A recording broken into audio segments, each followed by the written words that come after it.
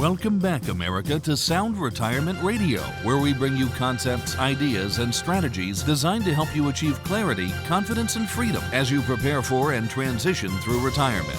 And now, here is your host, Jason Parker. America, welcome back to another round of Sound Retirement Radio. You're listening to episode number 426, Jason's Journey, How Pickleball Helped Me Lose 20 Pounds in 4 months, plus the belly fat.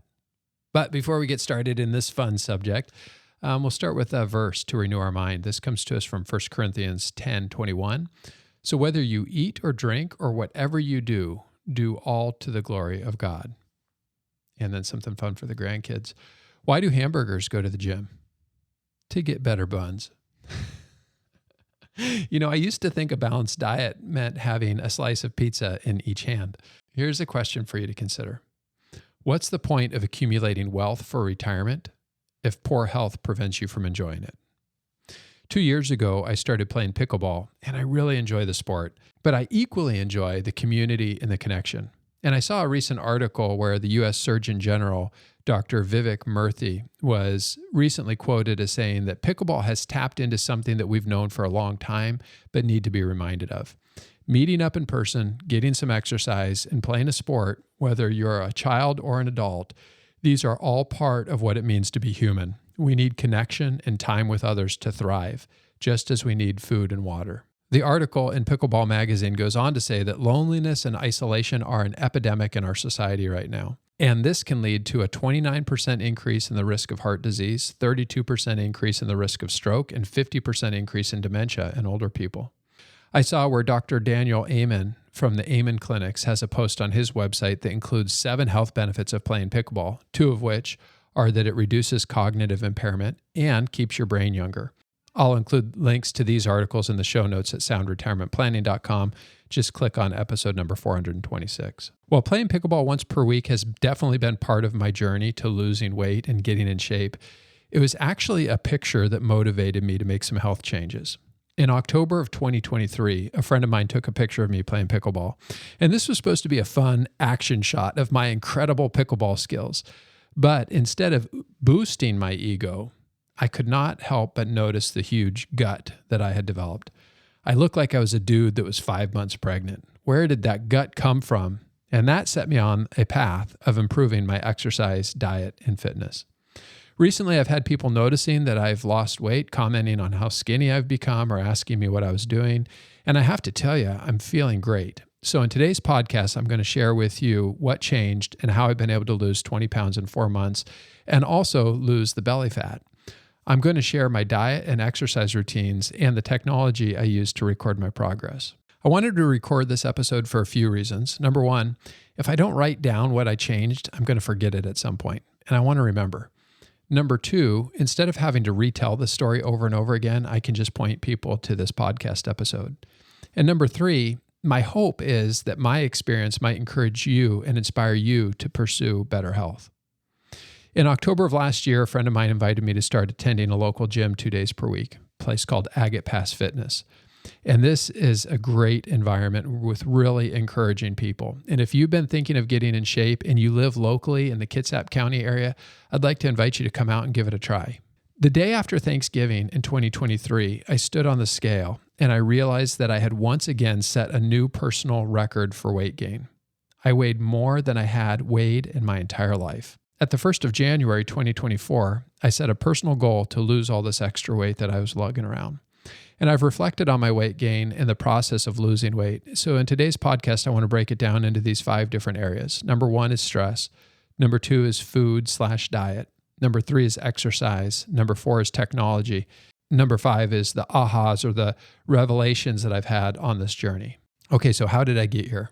In October of last year, that friend of mine took a picture of me playing pickleball and he sent me the photo. And I'm sure he's just trying to show me how awesome I was on the pickleball court. But my initial reaction was, who is that pregnant dude playing pickleball? Have you ever seen a picture of yourself and asked, who is that person? I had an image in my mind of what I look like, which was probably me at age 28.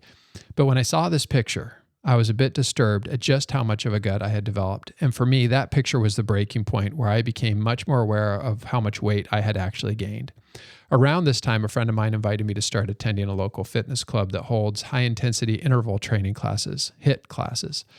Knowing that my physical fitness was heading in the wrong direction, I immediately said, yes, let's do this, I said. In the years leading up to this photo, I knew that I had been gaining weight. The transition from being a slender, fit man to a guy with a belly happened relatively slowly. For years, I've used a digital scale connected to an app on my phone, allowing me to track my weight history. It was evident that a notable increase in my weight began towards the end of 2018 when I was 44 years old. I'm not very good at identifying stress. If you were to ever ask me if I'm stressed, I generally say no. I don't experience stress. There have only been a few times in my life when I even recognized stress. But as I was looking back over the time and reflecting on my weight gain, I was trying to remember what was happening in life.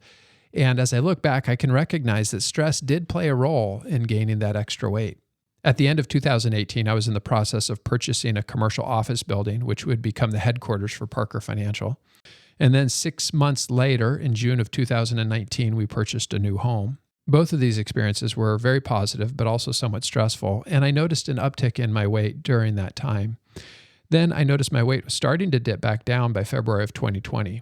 In February of 2020, we were in the process of moving my mother-in-law into an assisted living facility. In March of 2020, COVID hit. My mother-in-law died in August of 2021, and she was a really great person, and she and I were really good friends. As her power of attorney, my wife and I assisted her in downsizing, selling her house, and relocating. The last time I had stepped on a scale was February of 2020. So it wasn't until September of 2021, after my mother-in-law had passed away, that I stepped back on the scale, only to discover that I had gained another 10 pounds. Then by March of 2022, I had gained another 5 pounds. For a guy who's never really had a weight issue, I was really starting to get worried. I had gained 15 pounds in 6 months. In 2022, my son was in his final year of high school, which was a stressful period as we were gearing up for his college departure in the spring of 2023. During that same year, we embarked on a home project to construct a shop/art studio on our property. We worked with a great contractor who delivered outstanding work, and he was a real pleasure to work with. And if you're looking for a local contractor, shoot me an email and I'll give you a great referral. However, finding subcontractors for specific parts of that project was a challenge, and we had planned to be done with the building by June or July at the latest. The project's expenses exceeded our initial budget, partly because of supply chain challenges and partly due to the difficulty in finding readily available labor. When goods and services are in high demand, prices go up. And so by November of 2023, I had gained another 5 pounds, which I attribute to the stress of trying to finish this building project. I was really starting to get worried about my weight gain, and I would often joke at the rate I was going, I would not be long before I wasn't able to fit through the front door of our house, which of course is a bit of an exaggeration, but that's how I process things. I've always been a big fan of jogging, and I enjoy tracking my progress over the years. Recently, I noticed that there was a significant shift in the average pace per mile. At one point, I was running 8 minutes and 30 seconds per mile, and now at this point, I was running more like 10 minutes per mile. My face was poofy, my pants were tight, my shirts did not fit right. I felt like I was always having to suck in my gut every time we'd take a family photo. And I went to my doctor last year for my annual physical and said, "What's going on? How can this be? What's happening to me?" And she suggested that I eat better and do strength training. The trajectory I was on was not good. At this rate, I was going to be breaking scales. I knew that something needed to change, but I was jogging 3 to 4 days per week, and so I just assumed that the weight gain was due to aging. I was eating a salad every day for lunch. I don't know if you've ever seen that cartoon with the guy standing on the scale saying, "When is that salad I ate last week going to kick in?" That was me, but the weight just kept increasing. Then my friend sent me that picture on the pickleball court, and I had enough. So in today's show, I want to share with you how I've lost 20 pounds and shed that belly fat. I'll share the specific food I ate, what I drank, how I exercised, and as a tech nerd, all of the technology that I use to track my progress. I would hope that when we get to retirement, we're going to be healthy, wealthy, and wise. The alternative is to be sick, broke, and dumb. Obviously, that's not what any of us want. If we get to retirement and our bodies are so broken that we can't enjoy our time and relationships, what good is it to have a lot of money? I don't think the reason that most of us saved all of our lives was to hand over all of our money to the healthcare industry at the second half of our life. I heard a quote recently that said, "The healthy man has 1,000 dreams. The sick man has only one." So here's a summary of the timeline of events. On October 13th, 2023, I started to attend Agate Pass Fitness. On November 6th, 2023, I quit drinking caffeine, especially coffee, which was really hard for me because I love my cup of coffee. By January 1st of 2024, I had lost 5 pounds. On January 8th of 2024, I get together with a group of guys and we did our goal setting. And I committed to losing an additional 15 pounds by March 31st of 2024. In order to accomplish the goal, I would eat 1,880 calories per day. I would work out at the gym 2 days per week. I would jog 2 days per week. And I would play pickleball at least 1 day per week. Here are some new habits that I had to adopt. Number 1, I only drink water and 1 cup of black decaf coffee, no creamer or no sugar. And it's usually just 1 cup of coffee in the morning. I don't drink juice. I don't drink soda. I don't drink alcohol. Number 2, most mornings I eat Tillamook low-fat yogurt and Seattle granola. And as a side note, I have to tell you, I really enjoy that for breakfast. It is I so look forward to it. I don't feel like I'm giving up anything for breakfast. And that Seattle granola company, I don't know if you guys can find that at the grocery store where you shop, but it is awesome. It is so good. Number 3, lunch was mostly carrot sticks and celery and hummus. And then I'd include 1 serving of wheat thins, Triscuits, or mini rice cakes. Sometimes I'd buy those prepackaged salads from Safeway.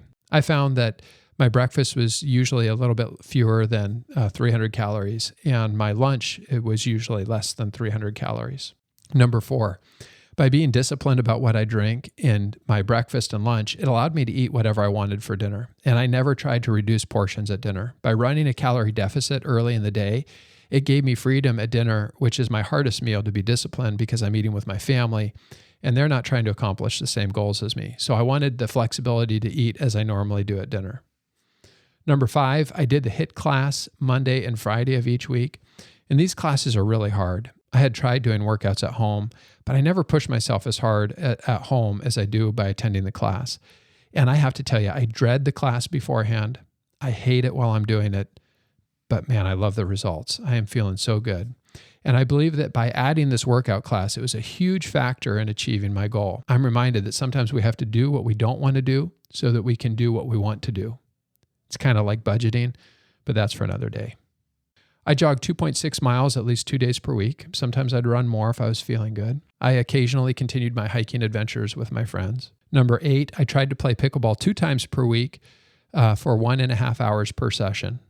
Number 9, I only checked my weight progress once per week on a Friday morning. And I thought of it as a reward. And there was a bit of a surprise when I'd stand on the scale.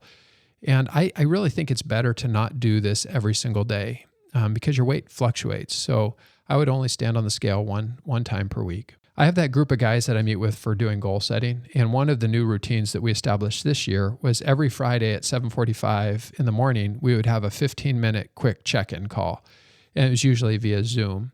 So on that call, we would restate our goals, we'd share our progress and any ahas that we have. And it was nice to have both the accountability, but it was also great to have a group of friends kind of cheering you on as we helped one another strive and reach towards our goals. Number 11, I took 2 multivitamins almost every day. Those were the VitaFusion Multivites gummies from Costco.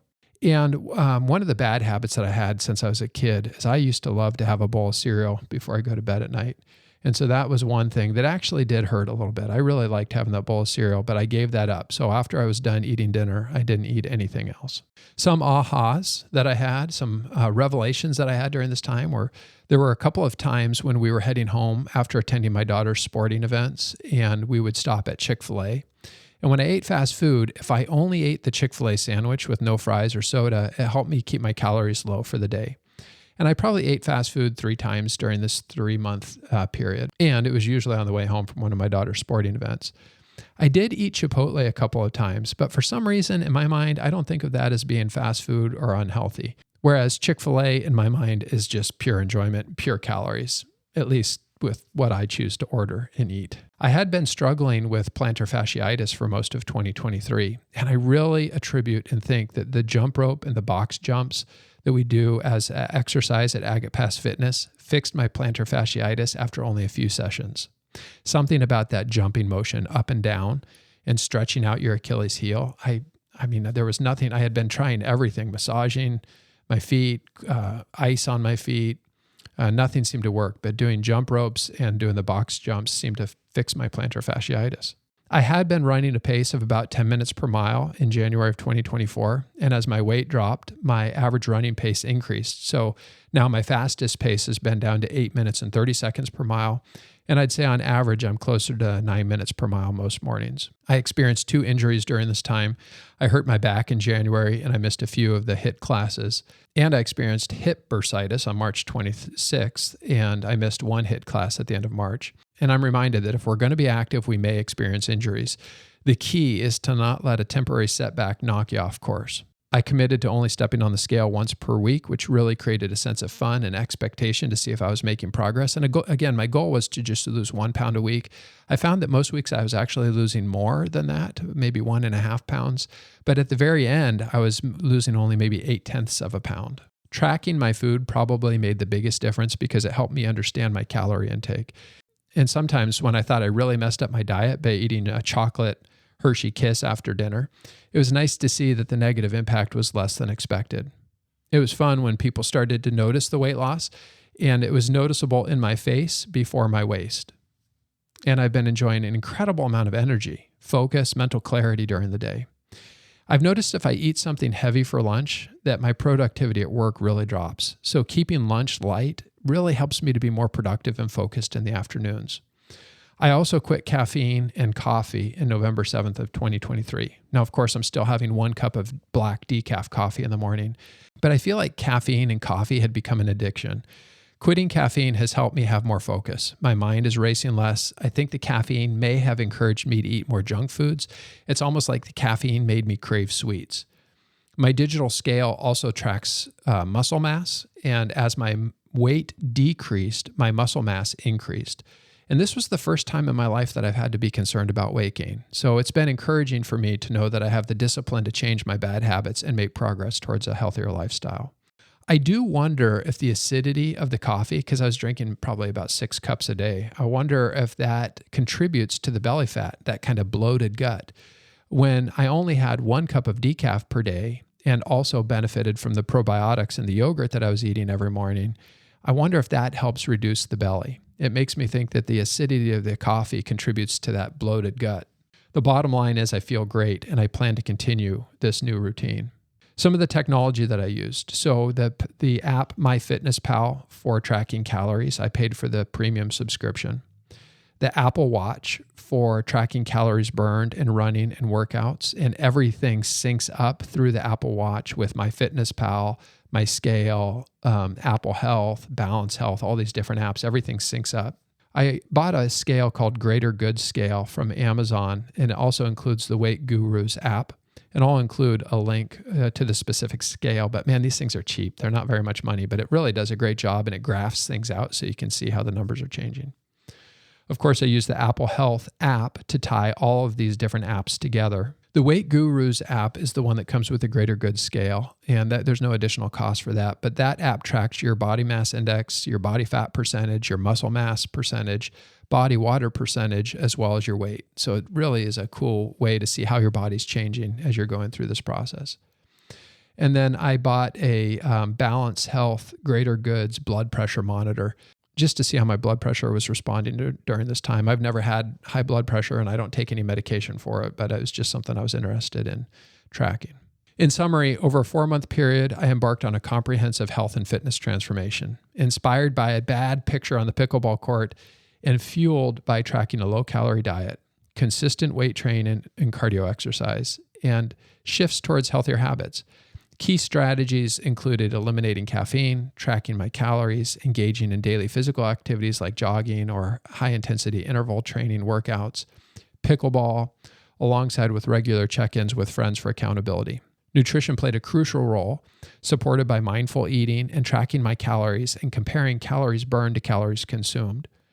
Leveraging technology, specifically apps like MyFitnessPal and devices such as the Apple Watch and the Smart Scale from Greater Goods, was pivotal in monitoring my progress and sustaining motivation. Having achieved my weight loss goal of losing 20 pounds, this journey underscored the value of diet, exercise and discipline, technology, and community support in reaching personal fitness goals. My stress levels are down, I'm sleeping better, my focus is improved, and I'm generally just really feeling good. So for those of you who are local, I'd like to encourage you to come by and try the Agate Pass Fitness with us sometimes and check out their HIIT classes. Or download the Playtime Scheduler app and come join us for a game of pickleball. In either case, I think you're going to find a great community of people. And I'm reminded of that old saying, if you want to go fast, go alone. If you want to go far, go together. Together, we can accomplish so much more.